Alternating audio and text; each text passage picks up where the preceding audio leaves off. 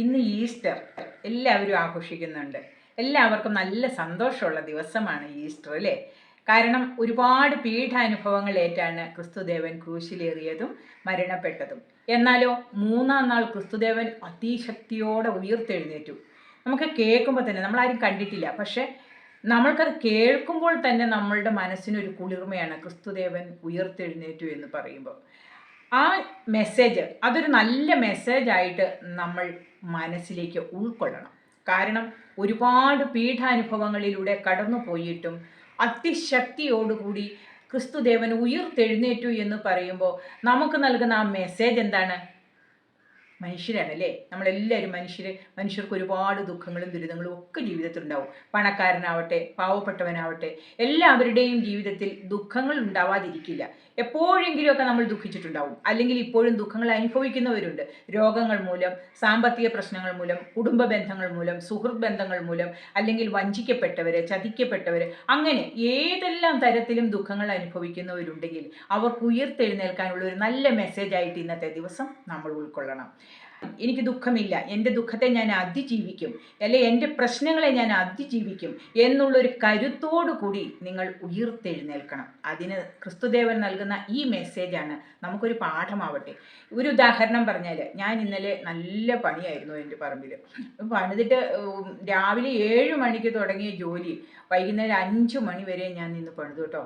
കപ്പയിടാനും പറമ്പിൻ്റെ അതിർത്തി തിരിക്കാനും ഒക്കെ ആയിട്ട് നല്ല പണിയായിരുന്നു. അതോ കാക്കയ്ക്കിരിക്കാൻ തണലില്ലാത്തോടത്താണ് പണിതെന്ന് ഓർക്കണം. എൻ്റെ കൂടെ പണിക്കാരും ഉണ്ടായിരുന്നു. പക്ഷേ എന്നിട്ട് ഞാൻ വൈകുന്നേരം വന്ന് കിടക്കുമ്പോൾ എനിക്ക് എൻ്റെ ശരീരത്തിന് ഭയങ്കര വേദന, ഇപ്പോഴും ശരീരത്തിന് നല്ല വേദനയുണ്ട്. എന്നാലും ഞാൻ ഈ മെസ്സേജ്, എനിക്കിപ്പം ക്രിസ്തുദേവൻ ഉയർത്തെഴുന്നേറ്റ് ആ ഒരു രംഗമൊക്കെ നമുക്ക് ഇമാജിൻ ചെയ്യാൻ പറ്റും. അപ്പം എനിക്ക് മനസ്സിൽ തോന്നി, ക്രിസ്തുദേവന് എത്രയോ മുറിപ്പാടുകളുണ്ടായിരുന്നു. അതെല്ലാം സഹിച്ചും ക്ഷമിച്ചും ക്രിസ്തുദേവൻ മൂന്നാം നാൾ ഉയർത്തെഴുന്നേറ്റെങ്കിൽ എനിക്കെന്തുകൊണ്ട് സാധിക്കില്ല? ഞാൻ എൻ്റെ ശരീരവേദനയെല്ലാം മറന്ന് എഴുന്നേറ്റു, എൻ്റെ കുട്ടികൾക്ക് വേണ്ടി, എൻ്റെ കൊച്ചുമക്കൾക്ക് വേണ്ടി, എൻ്റെ ഹസ്ബൻഡിന് വേണ്ടി. കാരണം നമ്മൾ ഒരാളല്ല ജീവിക്കുന്നത്, ഒരാൾ മാത്രമല്ല ജീവിക്കുന്നത്. നമുക്ക് നമ്മുടെ ജീവിതം, എനിക്ക് എൻ്റെ ജീവിതം എന്നതല്ല സത്യം. മനുഷ്യനൊരു സാമൂഹ്യ ജീവിയാണ്. അവർക്ക് കുടുംബ ബന്ധങ്ങളുണ്ട്, സുഹൃത്ത് ബന്ധങ്ങളുണ്ട്, ഒരു വ്യക്തിയെ ആശ്രയിച്ച് ജീവിക്കുന്നവരുമുണ്ട്. അങ്ങനെ പരസ്പരം ആശ്രയിച്ച് ജീവിക്കുന്ന മനുഷ്യന് ഒരിക്കലും തളരരുത്. നമ്മൾ സ്വയം തളർന്നാൽ മറ്റുള്ളവരും അതോടൊപ്പം തളരും. അതുകൊണ്ട് എല്ലാവരും സ്വന്തമായിട്ടൊരു തീരുമാനമെടുക്കുക.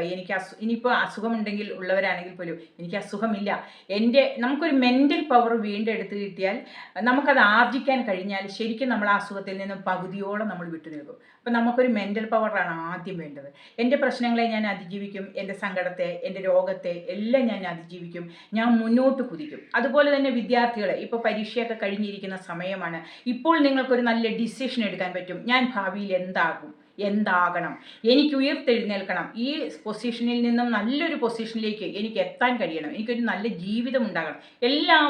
എല്ലാത്തിനും തീരുമാനമെടുക്കാൻ ക്രിസ്തുദേവനെ പോലെ തീരുമാനമെടുക്കാൻ കഴിയുന്ന ഒരു ദിവസമാണിന്ന്. അതുകൊണ്ട് നമ്മൾ നല്ലൊരു തീരുമാനത്തോടു കൂടി ഉയർത്തെഴുന്നേൽക്കുക. ഇതിലെല്ലാം ഉപരി എനിക്ക് പറയാനുള്ളത്, നമ്മുടെ കേരളത്തെ ഒന്നടങ്കം കീഴടക്കിയിരിക്കുന്ന ഒരു മഹാവ്യാധിയാണ് ലഹരി മാഫിയ അല്ലേ? അപ്പം ഈ ലഹരിക്ക് അടിമപ്പെട്ടിട്ടുള്ളവരുണ്ടെങ്കിൽ, അവർ ഈ വീഡിയോ കാണുന്നുണ്ടെങ്കിൽ, നിങ്ങൾ ഇന്ന് തന്നെ ഒരു തീരുമാനമെടുക്കുക. ഒരു ലഹരി മാഫിയയ്ക്കും എൻ്റെ ജീവിതത്തെ തകർക്കാൻ കഴിയില്ല, എൻ്റെ കുടുംബത്തെ തകർക്കാൻ കഴിയില്ല.